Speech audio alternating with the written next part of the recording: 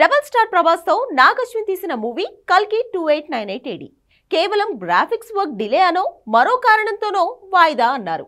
కానీ AP Telangana elections వల్లే విడుదల పోస్ట్ పోన్ అని తర్వాత తేల్చారు. శ్రీరామనవమి రోజున కొత్త రిలీజ్ డేట్ వస్తుందన్నారు. అయితే మే 30కే రిలీజ్ వాయిదా అని వారం రోజులుగా ప్రచారం జరుగుతోంది. సడన్ గా జూలై 10 డేట్ సీన్ లోకి వచ్చింది. కారణం ఏంటి?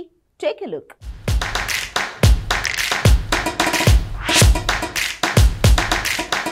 కల్కి మూవీ రిలీజ్ డేట్ నిజానికి మే 9, కానీ మే 13 ఎలక్షన్స్ కాబట్టి ఓటింగ్ తర్వాత మే 30కి విడుదల చేయాలి అనుకున్నారు. కాకపోతే ఇప్పుడు ఆ డేట్ కూడా డౌట్ లో పడింది. జూలై 10కే సినిమా వాయిదా అంటున్నారు. మే 30కి జూలై 10కి మధ్య కనీసం 40 రోజుల వ్యత్యాసం ఉంది. దీనికి కూడా ఎలక్షన్లే కారణం. మే 9కి మే 13కి మధ్య 4 రోజుల టైం ఉంది. అయినా రిలీజ్ కి నో అంది ఫిల్మ్ టీం. కారణం ఓట్లేసే ముందు రోజు ఆ తర్వాత రోజు ఉండే హంగామా వల్ల కల్కి వసూళ్లు తగ్గుతాయనే అంచనా. సరే, ఆ తర్వాత మే 16కి రిలీజ్ పెట్టుకోవచ్చు కదా అంటే ముహూర్త బలం లేదట.